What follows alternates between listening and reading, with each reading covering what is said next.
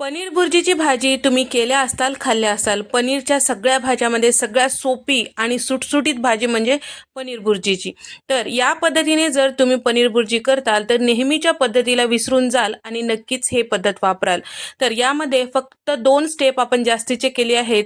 त्यामुळे अगदी रेस्टॉरंटपेक्षाही भारी आपली भाजी नक्कीच होईल. चला तर मग रेसिपीला सुरुवात करूया.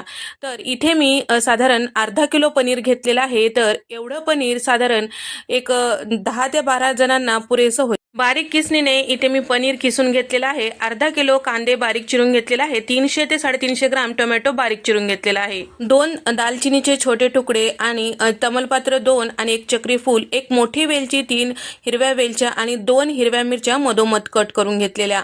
आता कढईमध्ये साधारण एक 4 चमचे तेल, अर्धा चमचा जिरे छान फुलू द्यायचं. त्यानंतर खडे मसाले टाकायचं आणि घेतलेला सगळा कांदा यामध्ये टाकायचं. शक्यतो या भाजीमध्ये कधीच मिक्सरला फिरवून कांदा टाकायचा नाही. बारीक जमेल तेवढं बारीक चिरायचं मग टाकायचं. भाजीला छान चव येते. 2 चमचे आलं लसणाचं जाडसर असं कुटलेलं इथे मी पेस्ट टाकून घेतलेलं आहे. ते सुद्धा सोबतच परतून घेऊया.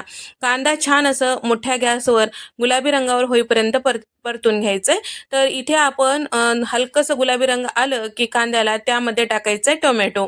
तर आता टोमॅटो सुद्धा या ठिकाणी छान असं परतून घ्यायचं आहे. तर या ठिकाणी आता टोमॅटो टाकलं की गॅसचा फ्लेम कमी करायचा. 1 मिनिट परतलं की पावडर मसाले टाकायचं, म्हणजे पावडर मसाले सुद्धा छान असं शिजल्या जातात. 1 चमचा हळद आणि 1.5 चमचा इथे मी धने पावडर टाकून घेतलेला आहे. चमचाभर बेडगी मिरची पावडर आणि त्याचबरोबर 1.5 चमचा लाल मिरची पावडर इथे मी टाकून घेतलेला आहे, म्हणजे तिखटासाठी. बेडगी मिरची पावडर फक्त दिसायला मस्त दिसण्यासाठी. 1 चमचाभर इथे मी गरम मसाला, 1 चमचा भाजलेली जिऱ्याची पूड, चवीपुरतं मीठ टाकून घेतलेलं आहे.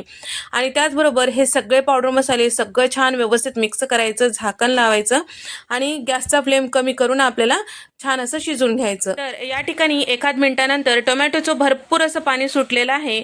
परत एकदा झाकण लावूया. मिक्स करून घेतलेलं आहे जेणेकरून करपणार नाही.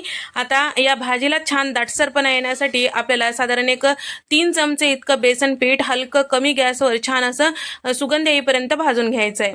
छान असं भाजून झालं की इथे आपली भाजी सुद्धा छान शिजल्या गेलेली आहे. तेल साईडला सुटलेलं आहे.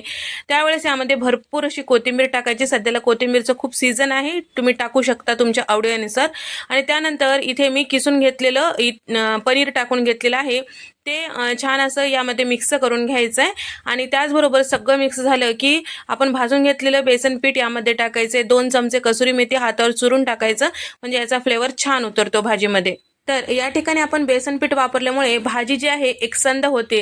रेस्टॉरंट किंवा हॉटेलमध्ये या पद्धतीने बेसन पीठ टाकला जातो, त्यामुळे भाजी चवीला अप्रतिम होते. शिवाय एकीकडं रस्सा किंवा एकीकडं भाजी असं होत नाही. आणि साधारण 8 ते 10 काजूच्या पाकळ्या थोडंसं ओबडधोबड असं कुटून घेतलेलं होतं, ते टाकून घेतलेलं आहे. जेव्हा आपण हे पनीरची भाजी खातो तेव्हा दाताखाली हे काजूच्या पाकळ्यामुळे चव छान लागते. आणि अर्धी वाटी पाणी टाकून घेतलेलं आहे. 1 मोठा चमचा लोणी टाकून घेतलेलं आहे. सगळं मिक्स करून झाकून ठेवलेलं आहे. यामधलं एक्स्ट्रा स्टेप म्हणजे आपल्याला हे दुधावरची साय थोडंसं फेटून घ्यायचं. पाव कप दुधावरची साय फेटून घेतलेला आहे. आता भाजी झाकून ठेवलेली होतं.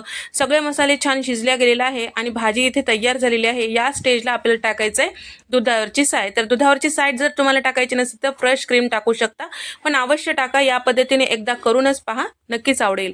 हे सगळं छान व्यवस्थित मिक्स केलेलं आहे. आता इथे मी गॅस अगदी कमी ठेवलेला आहे. फार वेळ शिजवत बसायची गरज नाही. आता यावर आणखीन एक स्टेप पुढचं करायचं, तो म्हणजे तडका द्यायचं. तर तडका पॅनमध्ये 1 मोठा चमचा लोणी घेतलेला आहे. लोणी थोडंसं गरम करून घ्यायचं. त्यानंतर 10 ते 12 लसूण पाकळ्या बारीक चिरून घेतलेल्या आहे, यामध्ये टाकून घेतलेला आहे. आता या ठिकाणी हलकंसं हे लालसर झालं की यामध्ये साधारण 1 पाव चमचा इतकं बेडगी मिरची पावडर टाकून घेतलेलं आहे. फक्त वरतून तडका देत आहे म्हणून टाकून घेतलेलं. याचा तिखटपणा नसतो, दिसायला मस्त दिसतो. आता हे तडका जे आहे आपल्याला यावर टाकून घ्यायचं आहे. तर यावर टाकल्यानंतर इथे तुम्ही बघू शकता हॉटेल किंवा रेस्टॉरंटपेक्षाही मस्त आपली भाजी दिसत आहे. वरतून थोडीशी कोथिंबीर थोडीशी पेरून घ्यायची, मस्त दिसते. नक्की ट्राय करून पहा. आणि तुम्हाला जर आवडली असेल तर व्हिडिओला लाईक करा, शेअर करा आणि सबस्क्राईब करायला विसरू नका. अशाच नवनवीन रेसिपीजमध्ये आपण भेट देऊया. तोपर्यंत नमस्कार, बाय.